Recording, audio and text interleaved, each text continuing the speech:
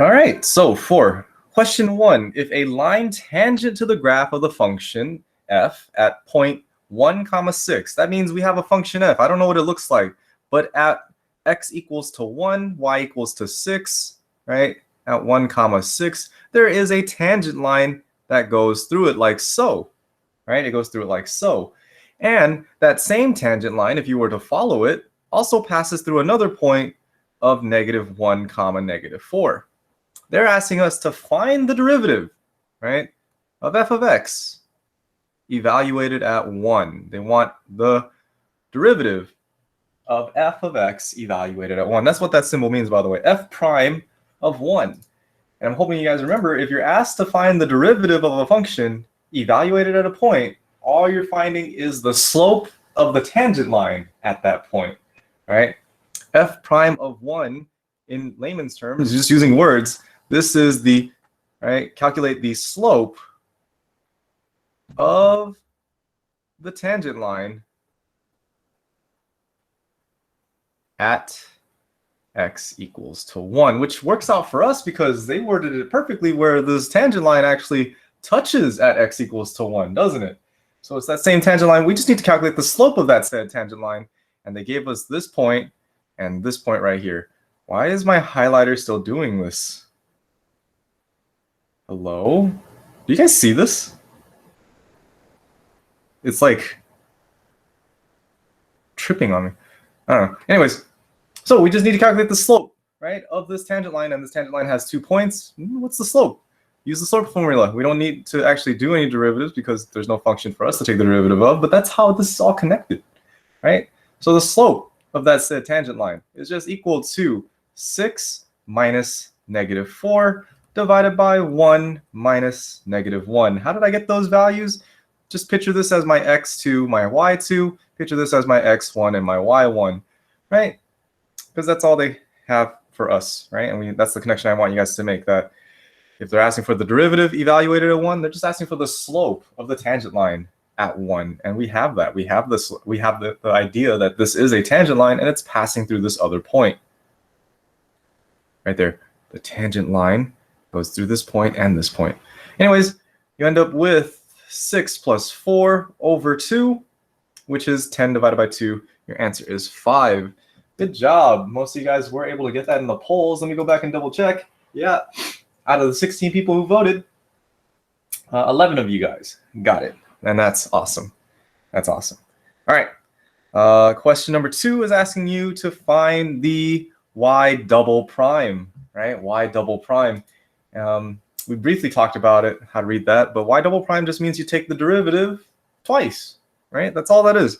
Y double prime is taking the derivative of y twice. So that's I don't have enough space for this. So I'm going to write this off on the side over here. Or better yet, I don't need this guy anymore. Why don't I just move you? Get over there. Yeah. Technology. What did I used to do before you? All right, you would just erase the board and rewrite everything. Ugh. All right, so let's do the derivative first, right? Y prime, the two functions right here, one is a cosine function and the other is a tangent function, are being separated by a plus sign. So we could just use the addition rule of derivatives, right? Meaning the derivative of cosine plus the derivative of tangent, and then I'd be done. So derivative of cosine is going to give me negative sine x plus, what's the derivative of tangent, guys? Did you guys memorize that yet? What's the derivative of tangent? What is it? What is it? You know? Secant squared x. Beautiful, beautiful. Secant squared x. By the way, one side note, right? One side note. I had a student ask me about this. Should it be written as secant squared x, or should it be written as secant x quantity squared?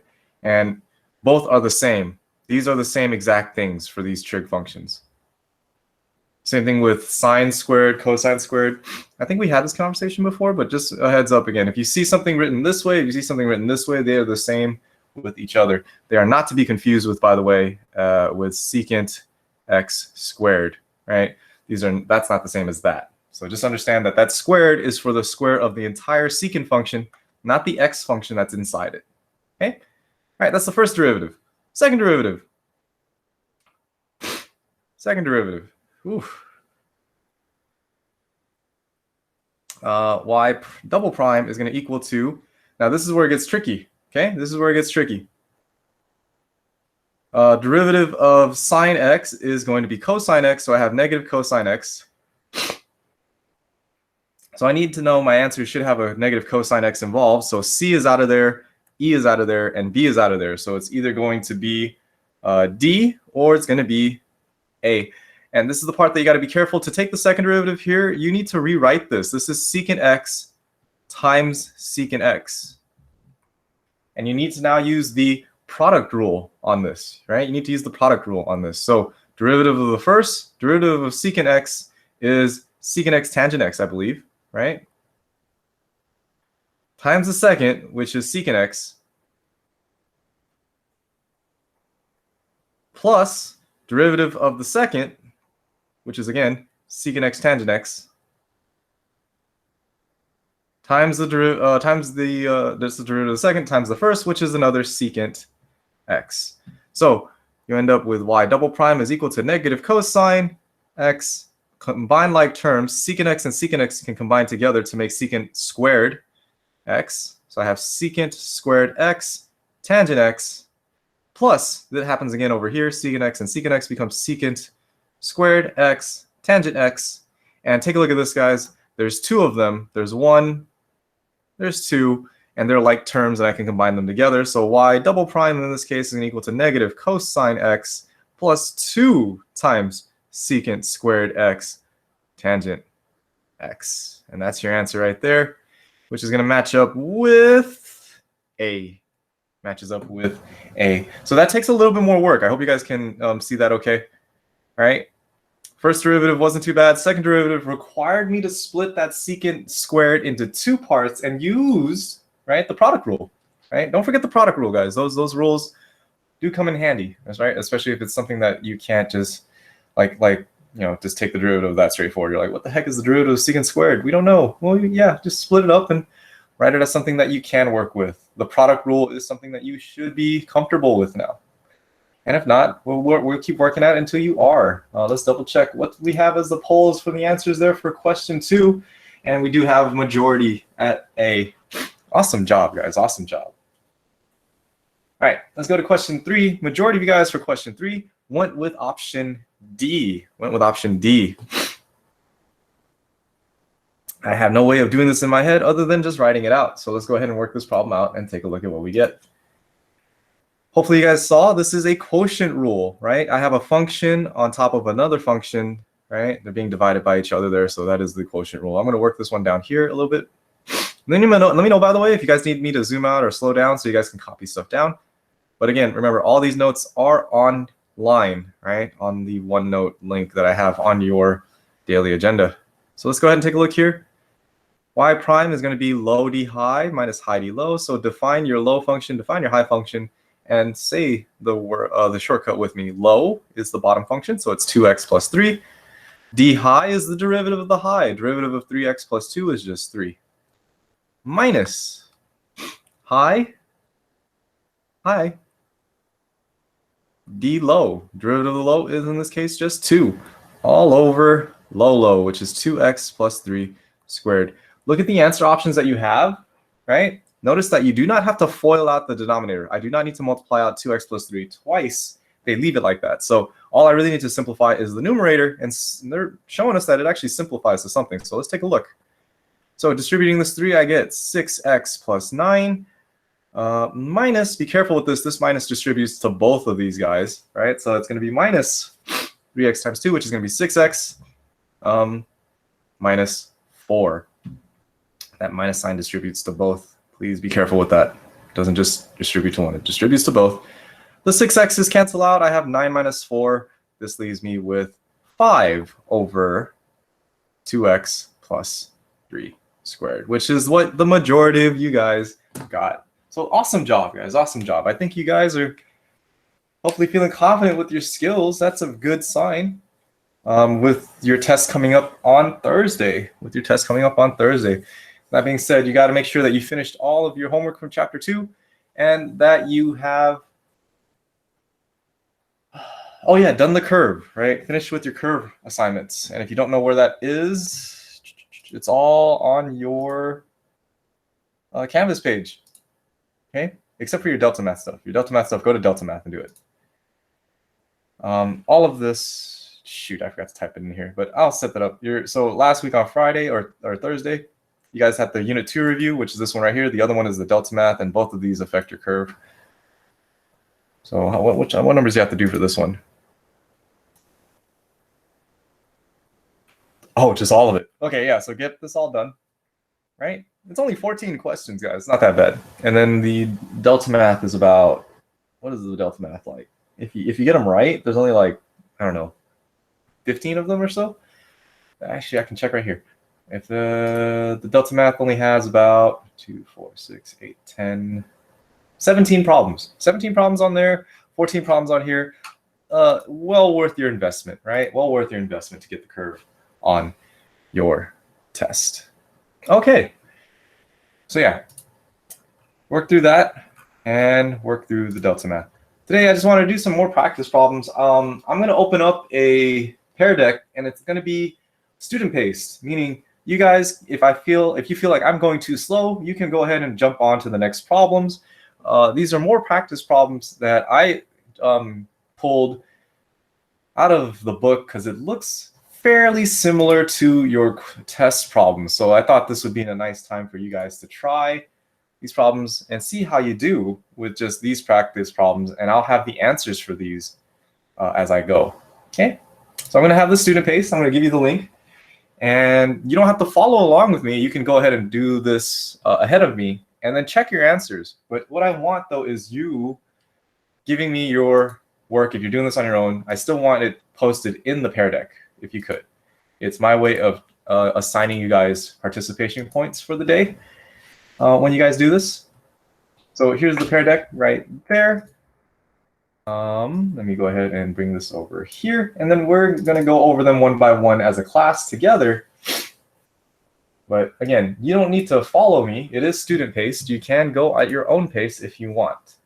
Let me put a link for the join PD if you want to do that way instead. The access code is DZBDNF. There you go. So far, we got about 4 students in there.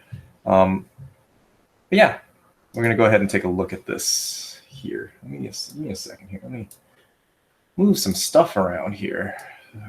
You go over there. I'm going to close you and make that a little bit bigger. There we go. Okay. My computer a little laggy. There we go. All right. So let's take a look at this guy. I'm gonna go with this is gonna be slide 1.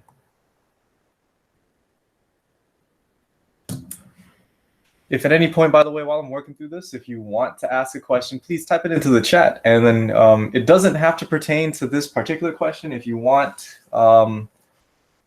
or actually it should pertain to this particular question. Now we don't jump all over the place. If you have a question about the problems that we're doing, please don't hesitate to ask. This is the time to ask, by the way, guys. Don't just let me work these problems out because it doesn't benefit me, right? It doesn't benefit me if I do that.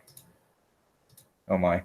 So this whole idea of today is just to help you guys get ready for the test. And I just want to do these problems with you so you have some practice. But again, if you have particular questions, please go ahead and ask in the chat, or else I'm just going to end up working these problems and, well, I don't know if it's helping you or not. So this is going to be slide 1 if you guys are following along with me. All right, if you're following along with me. You have options when you work these types of problems, guys. You have options. Right? Please, by the way, don't just write down the derivative of this is going to be 2t times 2t, right? This is wrong, okay? This is wrong because I have a function multiplying another function. You need to use the product rule, right? You need to use the product rule. So the derivative of this guy, right, is the product rule being applied. If you call this, I don't know what's up with my OneNote that just randomly crashes like that. Lucky for me, though, I just close it and reopen it, and it does work. Yeah, so this is my first function, right? This is my second function. And you can just do the product rule, which if you still haven't remembered the product rule, right? If a function is equal to f of x times g of x, then the derivative of that said function is the derivative of the first function times the second plus the derivative of the second function times the first. Right? That's all the product rule is. It's just basically telling you, hey, you can't take the derivative of this if it was a plus sign or a minus sign like you've done in the past. You have to apply the product rule. So that's the first one. That's the second one. Okay? And that's what's going on here. So I can write this out. Derivative of the first is 2t. Minus 1 derivative of minus 1 is just 0, so that's it. Times the second function, which is t squared plus 1, plus derivative of the second, which is 2t again, times the first, which is t squared minus 1. And that's it. That's your derivative using the product rule. If it is a multiple choice problem, though, they'll probably simplify it. But if it's a free response question, you can leave it there, and I'm perfectly fine with that. Okay, so that's for that one right there. We have here s prime is going to be equal to, you could distribute this. This will be 2t cubed plus 2t plus 2t cubed minus 2t. The 2 t's cancel, and I'm left with 4t cubed as my answer. If you simplify it, do we get points off? No, you do not. But if you simplify it and you do it wrong, yes, you do.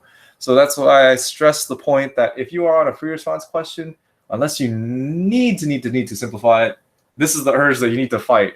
Don't simplify it unless you have to. Unless you have to. I know it sounds weird because you've always been taught to simplify as most you can. And that's because if you're going to use this function on a separate part, like if this was like a 4-part question and this is part A, and I need to use it in part B, I would simplify it because it'll make it easier for me to do part B later on down the line. But if it doesn't have any of that, it's just one problem, it's just here, you could just leave it here. It's perfectly okay. You know what else is neat though, Brian, is if you simplified it first, if you simplified the function first and then took the derivative, you could do that as well. So if you look here, I could actually FOIL that out, right? T squared times t squared is t to the 4th, right? The outer is going to be plus t squared, the inner is going to be minus t squared, and the last is going to be minus 1. Right? If you FOIL it, it does simplify. And then you end up with s is equal to t to the 4th minus 1. And if you look at this right here, if I took the derivative here, I don't need to do a product rule. Do you see that? There's no more multiplication going on, right? It's now just t squared, t to the 4th minus 1. The derivative of this is just the power rule. T to the 4th becomes 4t cubed. Derivative of minus 1 is just 0. And that's actually a little bit easier. And you get the same answer. So which way is the most correct way? Both. You do it this way, you get full points. You do it this way, you get full points as well. Neither of these is going to give you more points than the other. All that is asked from you in calculus is that you apply the correct rules when they apply. And if you apply the correct rules, even if they're not calculus rules, this right here, this is an algebra rule, right? This is you foiling things out. That's something you learned back in Algebra 1. Or actually, you guys don't learn algebra anymore. Back in IM1. Or was it IM2? I've never taught IM2, so I don't know. But you should have learned how to FOIL. Right? Either way, you should learn how to distribute and simplify polynomials. And you could do it that way first and then take the derivative.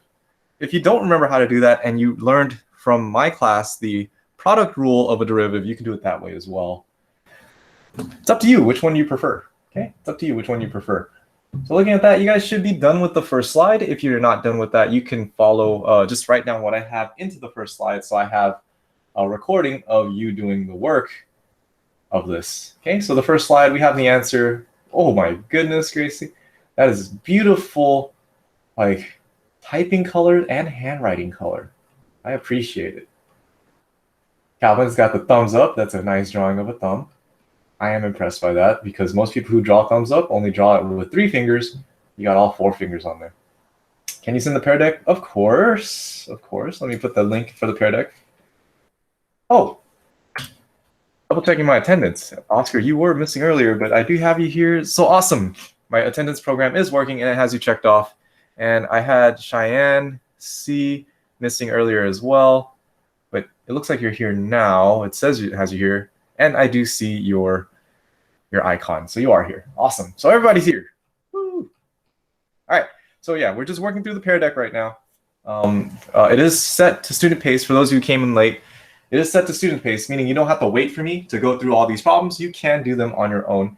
And if we don't finish them together, I will leave this open so you guys can see all of these problems. These have all been inspired by questions that came from your test. Okay, that came from your test. So that's the first slide. Let's go on to the second slide. Let's go on to the second slide. Slide 2. Boop.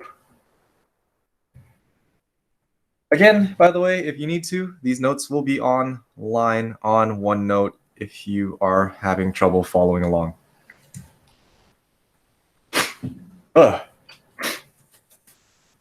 Find the derivative of the function r is equal to tangent of theta divided by theta cubed plus theta plus 1. Are you guys okay with the fact that theta is just a variable, right? It's like x's or y's or t's or s's, right? Theta is a variable that is used strictly for angles, right? Tangent of x is a normal thing to see, but tangent of theta just as normal if you are unfamiliar with it. And it's just treated just like a variable, just like anything else. If you don't like tangent of theta, you could rewrite that as x's if you want. In fact, if you were to plug it into your calculator, you need to plug it in as x's as well. Especially on, yeah. Anyways, I digress. Let's actually go ahead and do this one. If you do this derivative, it's just like the one we did for our warm-up, isn't it? It is a quotient rule. It is a quotient rule. What is going on with you, buddy? Let's just work today, can we? All right. So I have a low function, I have a high function, and to do the derivative of this, r prime is just going to equal to low d high minus high d low over low low, right? That's it. So my low function is theta cubed plus theta plus 1 times the derivative of the high, right? That's how we read this as, low d high. And the derivative of the high, what's the derivative of tangent? We figured that out earlier, right? It was secant squared, I believe, right? Secant squared theta minus high, which is tangent. And then we go to d low. This is fun. Derivative of the low is going to be 3 theta squared plus 1. All over low low. Theta cubed plus theta plus 1. And I would leave it like that. I know I was simplifying the other ones just because those are easier to simplify. I don't want to simplify that one because that just doesn't look fun. It'll have 3 secant squareds over here that multiplies with theta cubed plus theta plus 1. And then I'll have 2 tangent terms up here. There's no way that's going to simplify any easier than what I have there. So I would just stop here. I'll be honest with you. Okay, that's pretty much it for number 2. There's nothing more you can do to that. Be careful, by the way, guys, when you do the d low, right? Don't forget the plus 1. This is it looks like it's a common mistake. People are forgetting this plus 1. That plus 1 is coming from the derivative of the plus theta, right? Just like the derivative of plus x, if you were just doing the x by itself, it would just be that plus 1, right? Let me blow my nose real quick. Give me 1 second.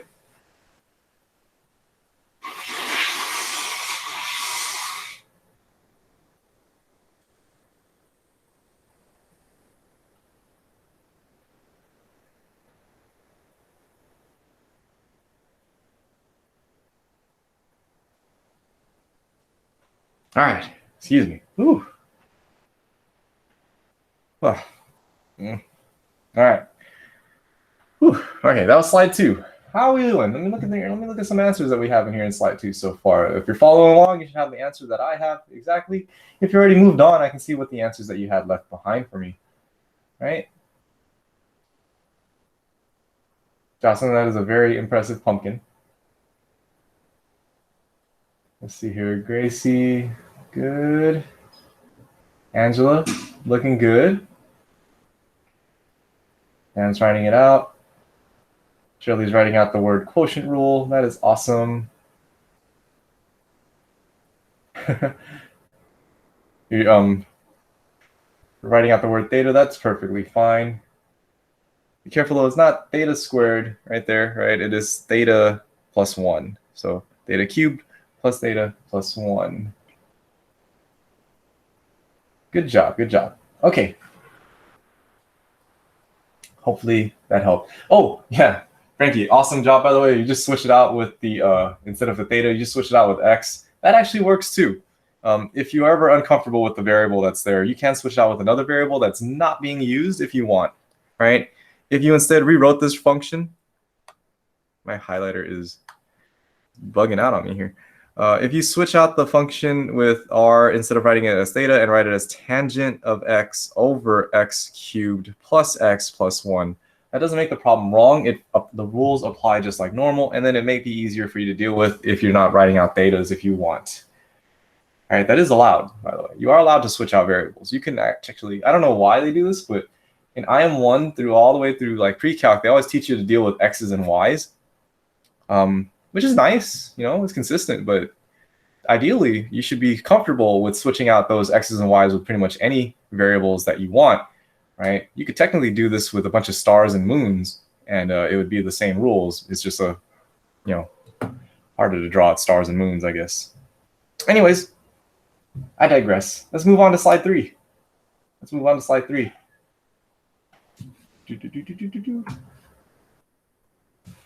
Over here. Slide 3. Can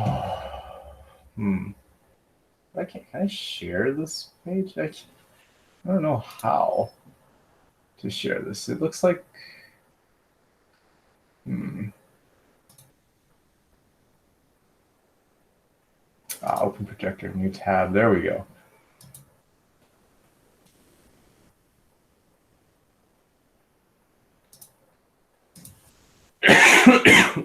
There we go. It is student pace. So let's go over here to slide 3. Instead of me just talking about it this whole time, let's go ahead and share some answers that we have here.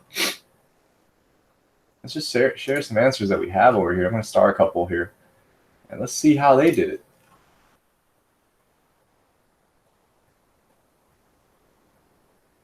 David, are you drawing a right triangle? Oh, no, never mind. You're erasing it. Okay, let's put this on the screen. This is the problem that I'm asking you to do. And some of you guys are just doing the quotient rule, and that's perfectly fine, right? Low d high minus high d low over low low. And that's the way I would approach this. Sine x plus cosine x is the function that's in the denominator, and I can take the derivative of that just fine, right? The derivative of sine x is cosine x, derivative of cosine x is negative sine. And then I can also take the derivative of 1, right? The derivative of 1 is just 0, okay? So that actually makes it a little bit easier. Let's take a look at some of the students' responses that I have here. This is beautiful here. Low function d high, derivative of 1 is 0, so we have it written right here. My dog is going crazy. It's okay. Oh, it's not okay. Oh no, the scary delivery man is outside. Yeah, she'll be okay. All right, so derivative of 1 is 0 minus high, derivative of low. This is beautifully written, by the way, cosine minus sine, all over low low squared. And that's it. If you were to do this, you'd get full credit on a problem. I wouldn't go any further. I would leave it there, right? If you wanted to, you could distribute the 0 and cancel that out. You could if you wanted to. It's not necessary, but you know, it does make it look a little bit nicer. But I'm happy with this answer right here. All right. And let's see here. The second person has it typed. That's beautiful as well. Same exact answer, right? Low d high minus high d low, all over low low. And that's it. And then, of course, we have this answer, which has nothing to do with the problem. All right. David is channeling his inner Bob Ross because he's got some nice trees in there. Are those happy trees? Those are happy trees. All right. With a stream, and this is a mountain, I'm assuming, and these are the clouds. Did I get it right, David? Did I get it right? I think that's what you're drawing. I think.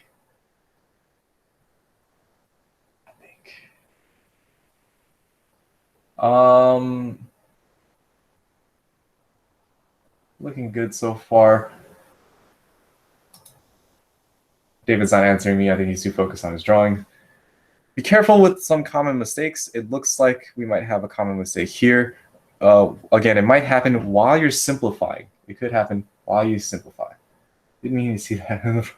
Oh, the derivative of the mountain. Wow. So be careful with this. I think you might have made a mistake if you recognize this work, whoever this is. I'm not going to put you on blast.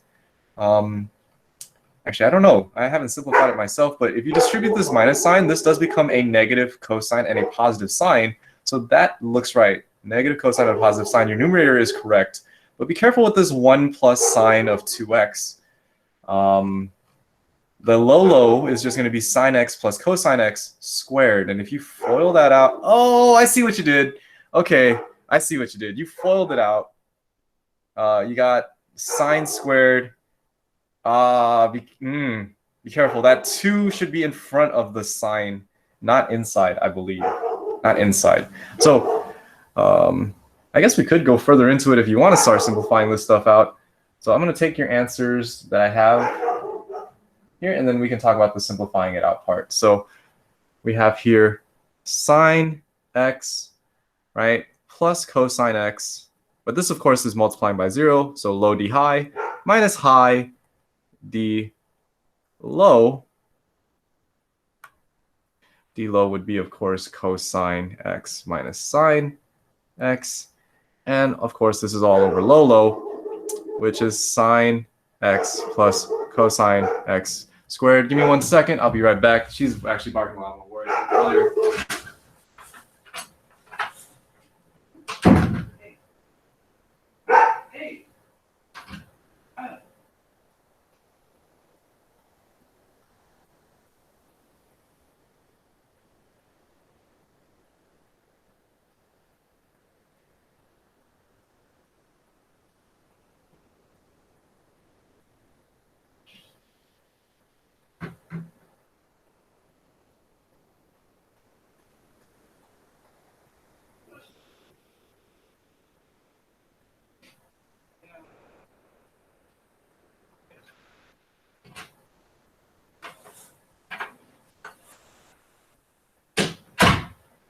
Okay, there's a scary man next door who's apparently sweeping the driveway, and she's terrified.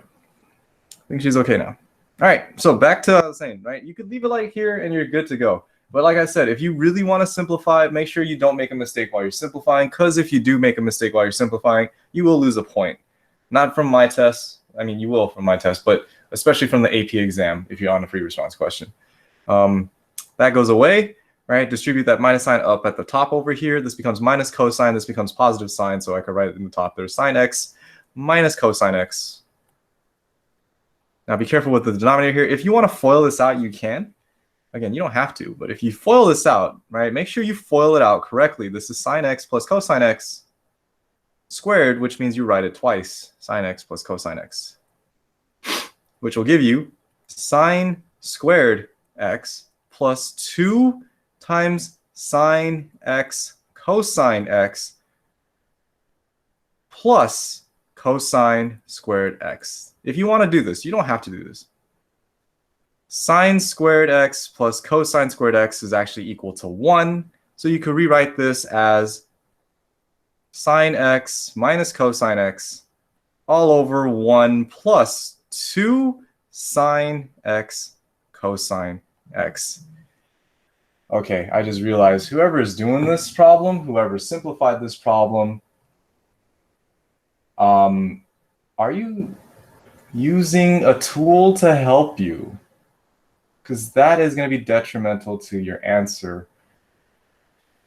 There is a way to simplify this, and I don't expect anyone to do it. But if you do it, it's actually a trap from most of those programs that I should talk to you guys about.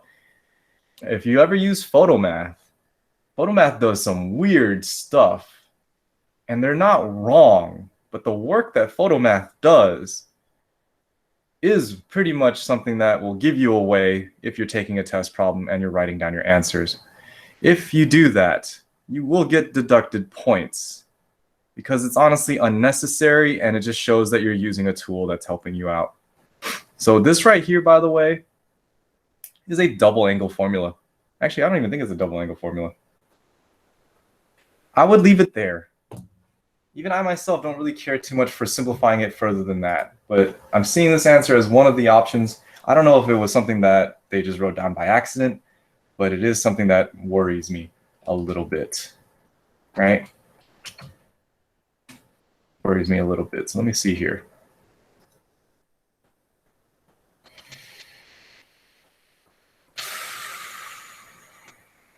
Yeah, it's a double angle identity. And again, I'd be careful using those stuff.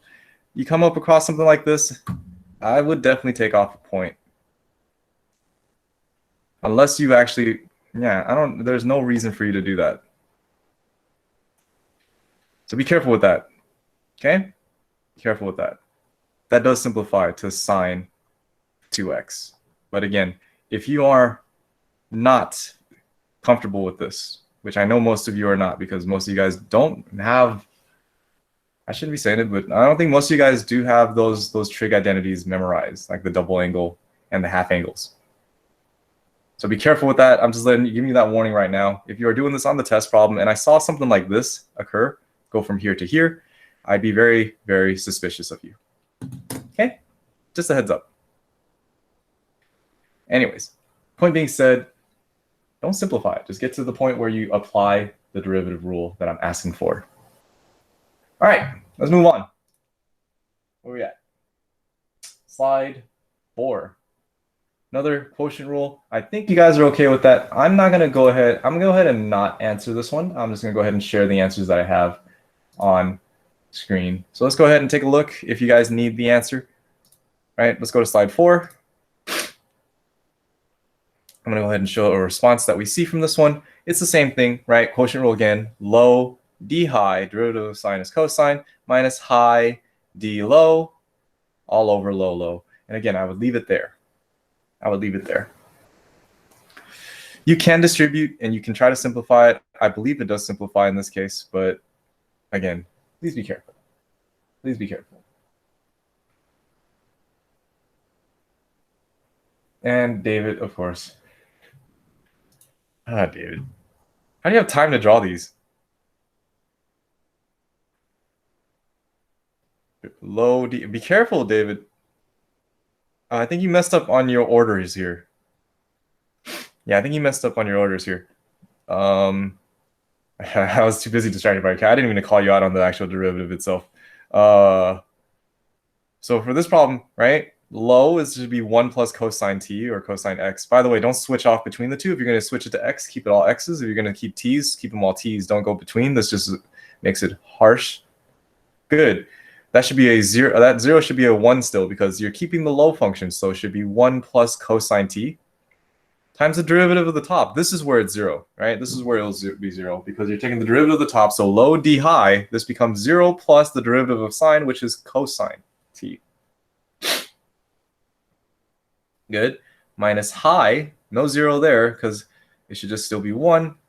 D low, and that's a good D low right there. That's a good D low. All over low low, so that bottom should be squared. And that's it, right? That's it for that one. That's it for that one. So looking good. There are a couple of you guys who are writing in your answers right now. Awesome, awesome.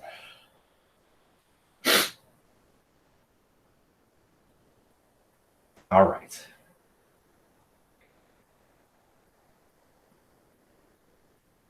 All right, all right. Let's take a look here. Okay, let's move on to the next one. Are these just a bunch of quotient rules? They are just a bunch of quotient rules, aren't they? But this one's an interesting one. So yeah, that's slide number 5, I believe. Slide number 4? That was slide number 4. Really? Oh yeah, the next one's 5. Next one's 5. Let's go to slide 5. On slide 5, let's take a look.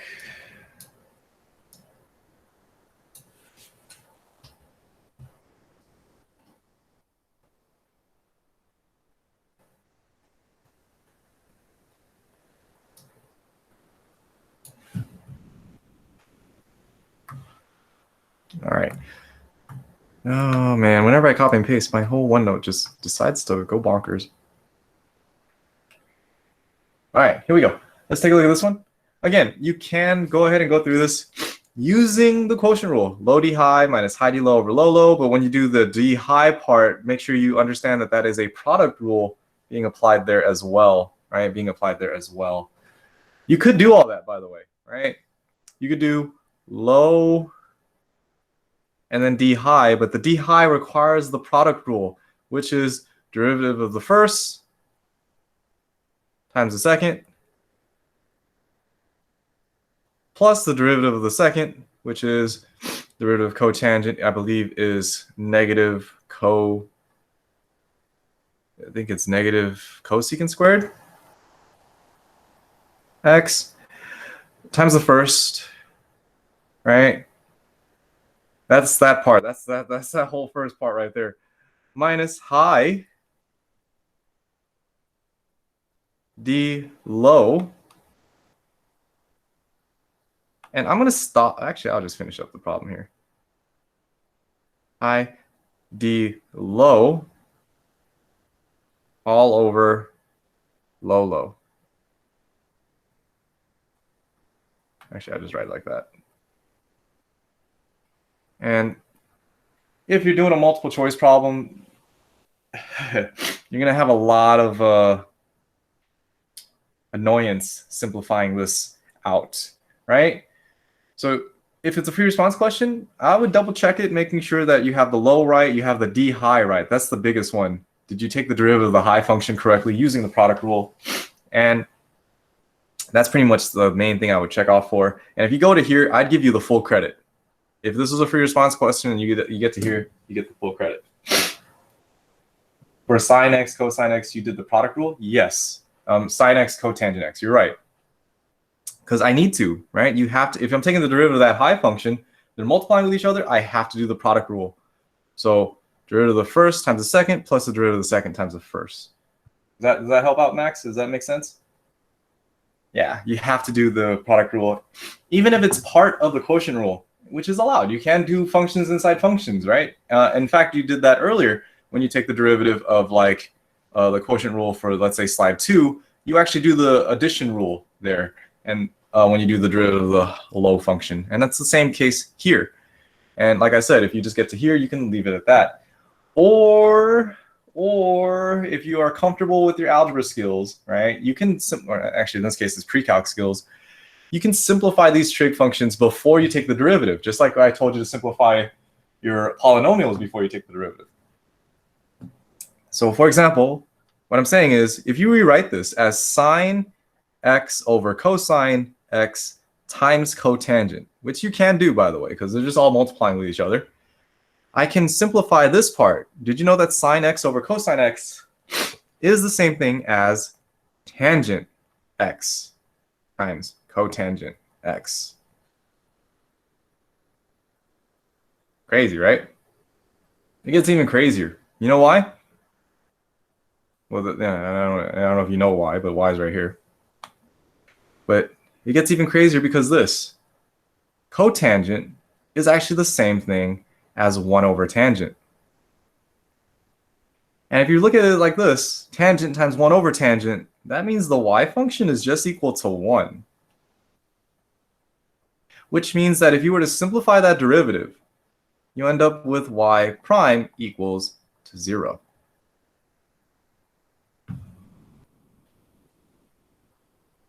Now again, these types of problems were designed to be traps for people who use photomath. People who use photomath. If you go from here straight to here with no work shown, with no work showing that you simplified, you will get marked off. You will get marked off. It is not a basic concept that just shows up like intuitively. It's not something like, oh, I can just say that this is a very easy thing to see. It's not a very easy thing to see. And that's what I mean by these are traps for people who are using photomath. And I don't think people realize that. Photomath is an awesome tool, by the way. I'm not downplaying it. I'm not shooting it down. I'm not saying you shouldn't use it. It's a nice tool to use, especially if you have the pro features. It teaches you the steps, right? In fact, I think it teaches you the steps on some of them if it's not too complicated.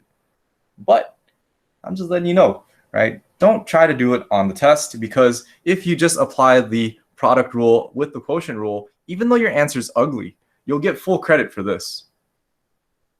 If you go into that test with the free response question and you only go from here straight to here, you'll get that marked wrong. That is not an intuitive answer. That is not something that you can just say, that's what I got, by doing it in your head. Okay? So be careful with that. Make sure you either simplify it, show all the steps between there, so that you can show that, oh, sine x over cosine x is equal to tangent. Tangent and cotangent becomes 1, and the derivative of 1 is just 0. That works too. Or if you want to show all the steps up here to simplify the numerator, you will get 0 in the numerator over some stuff, which does lead to 0. So all I'm telling you right now is just be careful with that, right? Be careful with that if you're going to use it. I guarantee you, if you do something like that, you will lose points on the test. So just apply the rules. Don't try to shortcut things. Okay? Apply the rules that you've learned. Right? Be confident with the skills that you have grasped with this. Okay? All right. All right, I digress. Let's keep going.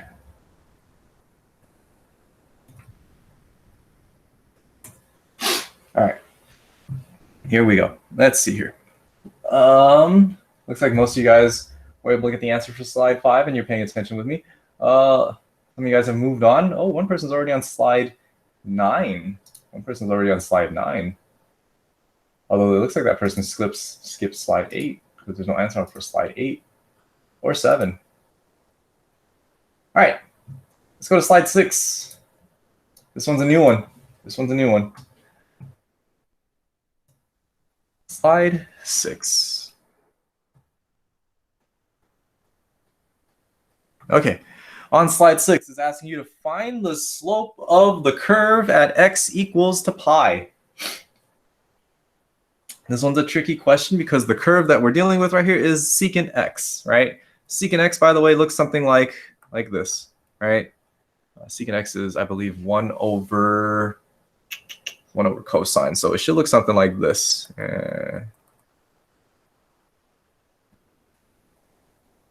Right? And pi is right here, I believe. Now, do you need to know the graph of this? No, you do not. But what helps is to understand that when the wording of this says it's the slope of the curve, and it's basically asking for the slope of the curve at that particular point, which makes that actually a tangent, right? I mean, that's all that it's asking for. It's the slope of the tangent line at that particular point, because they're looking at this point right here at x equals to pi. And when you're thinking about the slope of a tangent line, I really want you to think of the word derivative. Slope of a tangent line, the way you calculate it is the derivative. Derivative. That's all it is. The derivative at that point. So if you're looking to get easy points on this guy, take the derivative, y prime of that function. What's the derivative of secant x? What's the derivative of secant x? Derivative of secant x is secant x tangent x. Have you guys got these down yet? Do you remember these derivatives yet? At least for the trig functions? Hopefully you have. Right? Derivative of secant x is secant x tangent x. When they're asking for it at a particular point, you just plug in that particular point. Right? So this would be secant pi times tangent pi. And I would leave my answer here. I would leave my answer there. That would be it for me. If you want to go further, you could plug it into your calculator, or better yet, if you have the unit circle memorized, that would work as well. That would work as well. Do you guys know what the secant value of pi is? I don't, but I do know that secant is the same thing as 1 over cosine of pi, and I do know what the cosine of pi is. Wait, do I know what the cosine of pi is? It's -1. It's -1. 1 over -1. Yeah, Brian, thank you. I was like, crud, do I know it? And do I know what tangent of pi is? Do I know what tangent of pi is? I think tangent of pi is 0. So what's the answer for this guy? What's the derivative at pi equal to? I think the derivative at pi is just equal to 0. Which kind of makes sense because if you look at the graph, it is a horizontal line there. It is a horizontal line. So when they're asking for the slope of the curve at a particular point, don't overthink it. It's just the derivative, and then you plug in the value of x at that said point, right? And if you don't know what secant pi is or what tangent pi is, you still get full credit if you just stop here. I'm telling you guys, calculus is easy. They don't care about the whole simplifying part. If you just plug this in and the grader is able to plug in your answer into a calculator, that's it. That's correct. That's full work. That's full credit. You don't need to go further. You don't need to go here with evaluating it. The only times you do is if you're on a multiple choice section. And I keep stressing that point out. Everyone loves multiple choice tests because they can just randomly guess, but it's actually worse for those of you who actually know how to do the basic rules. It's actually better for it to be open free response. And that's why your test questions for my class will be free responses, because you actually get more points than if it was a multiple choice test. If it was a multiple choice test, you'd actually just lose out on points here if you select the wrong one, right? Whereas this one, if you stop here, you get full credit right there. Okay, full credit. Just giving you a heads up on that. All right? All right. Well, how much time we got? I haven't heard many questions from you guys. I don't know if this is okay, if you guys are learning from me all right by me doing this out. If you are stuck on anything, I do need to know, right? If you have any questions, please don't hesitate to ask it in chat. Please don't hesitate to ask it in chat. All right, let's go on. Slide 7.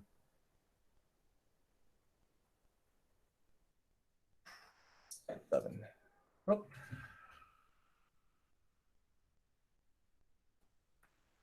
Take a look at this one. This notation, I hope, is not tripping you up. It's something that you are hopefully getting a little bit used to seeing, right? If I showed you that dy dx and I asked you to find that, that's just asking you to find the first derivative. And it's just usually denoted with a y prime, right?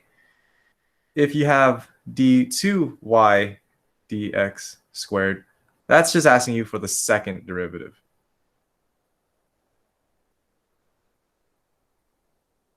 And again, that's just notation-wise. We've been looking at it as y double prime, right? But it also works out that way. And it keeps going as well. It follows that pattern. If you want to do the third derivative, right? Third derivative would be d cubed y over dx cubed. That would be your third derivative if you were looking for the third derivative. And it just keeps going. You can go to fourth derivatives and fifth derivatives, and it just follows that pattern, right? That's just one way of writing your derivative.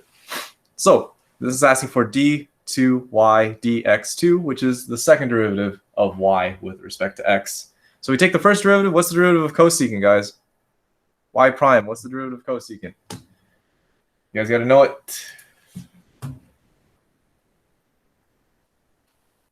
What is it? Anyone help me out? Negative cotangent cosecant? I'm going to trust you on it. Negative cotangent x cosecant x. Are you sure it's not negative cosecant x cotangent?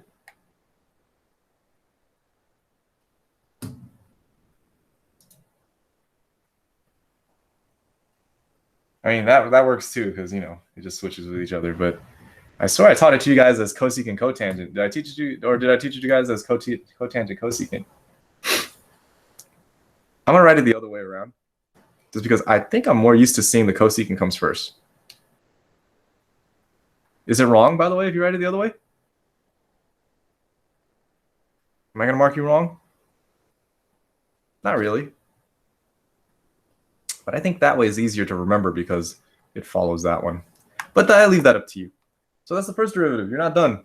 You got to do it again and find the second derivative. That's all this is saying. Do it again. Do it again. This is a product rule now. I hope you guys see that, right? It is cosecant cotangent, meaning it's cosecant times cotangent, right? So that's the first function. That's the second function, and we have to apply the product rule in this case. So derivative of the first is, again, negative this time, though, but it becomes positive because it's a negative negative, right? Derivative of cosecant is negative cosecant cotangent, but I already have a negative there. So it'll be negative negative cosecant x cotangent x times the second function, which is cotangent. I keep writing cosine. Cotangent x. Plus derivative of the second. What's the derivative of cotangent, guys? What's the derivative of cotangent? I believe the derivative of cotangent is negative. Negative cosecant x squared, right? Times the first function, which is cosecant x. I'd stop here. I might simplify the plus signs right there. I guess we could combine the cotangents here if you really wanted to, but I would not mark you off if you stopped here. I'll give you the full credit. I'm hoping you guys are getting an understanding that I sound like a broken record, but it's a big deal, right? It's a habit that's hard to break, but it's like nice once you break it because you realize like, oh, you don't have to do extra work. You can just stop here. Okay, you can just stop here. All right, so simplifying this out, I end up with positive cosecant x cotangent squared x plus, actually this becomes a minus, doesn't it? Minus cosecant cubed x, if you want to simplify it. But again, full credit if you stop there. All right, full credit if you stop there. It makes it easier for me to actually grade it because I can see that, oh, if this is my first derivative and this is my second derivative, I can see that this is f prime of x times g of x plus g prime of x times f of x. I can actually see you applying the product rule. Wouldn't there be a negative sign on the last cosecant? Since, yes, you are correct. The first function has the negative sign there. Good catch. Good catch. That should be a plus there. Good catch, Brian. I like that. You're paying attention. I appreciate that. So yes, the first function does have that negative sign there. You are correct. Yep. Awesome job, awesome job. All right. We only have about 7 minutes left, and a lot of these problems are going to get a little bit more, not computational, but more, can't think of the word, theoretical. And I want to go over a couple of them before I let you go, because then I won't see you again until the day of the test, which is going to be Thursday.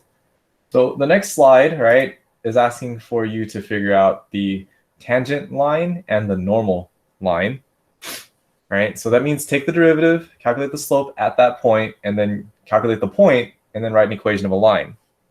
So let's do this real quick. I want to move on these quickly. So here's the thing. For slide 8, right? Don't let this trip you up. Don't let this trip you up. The wording of this sounds complicated, but all you're looking is the equation of a tangent line, right? And the equation of a tangent line is, or equation of any line, is y minus y1 is equal to m times x minus x1. That's all that is, right? But in order for you to do this, you need a point, and you have the beginning of the point already at 2 comma, you don't know what it is yet. Just plug in the 2 and figure it out, and you'll be able to figure out what goes in. So this will be your x1, this will be your y1. So plug in x into here to find out what your y value is, and you'll be able to answer these guys right here. The last part right here, m, is just your derivative evaluated at this point, right? Because you're looking for the slope of the tangent line. So you take the derivative of this guy, y prime, this is going to be negative 16x to the negative 1, right? Evaluate this to get the slope of the tangent line is just equal to this function evaluated at x equals to 2. Whatever you get for here, that gets plugged into that equation.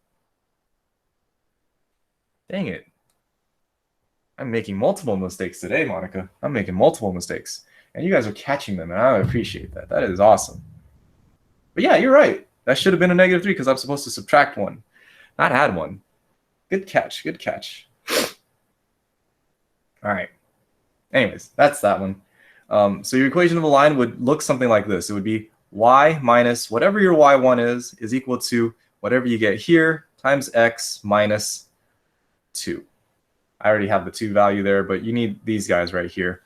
So whatever you get for your y value, once you figure that out, that goes into here. And then whatever you get for your slope, that's right here, and that goes into there. What's the difference between a tangent line and a normal line? A normal line is you take the tangent curve, the tangent slope, right, and take the opposite reciprocal, because the normal line is just the line that is perpendicular.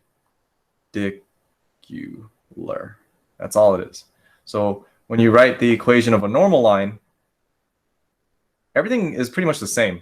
Everything is pretty much the same. It's still y minus some value equals to your new slope times x minus 2, but your only difference now is, right, this y value is still the same, but the only difference now is this slope right here is not going to be the same as that, right? It'll be the opposite reciprocal, 1 over whatever the number was up there, right? Or if it was already a fraction, it gets flipped. So it'll be negative 1 over the slope of the tangent line, whatever that value is. That's all it is for the normal line. I got 3 minutes left. I need to talk to you about one last thing. And if I don't have enough time of it, you guys can try to look it up on your own. But let's talk about the graph of the derivative. I'm going to skip over to slide 10, and we're going to wrap it here. To find the y value, we plug in 2 into the original equation. Yes, that is correct.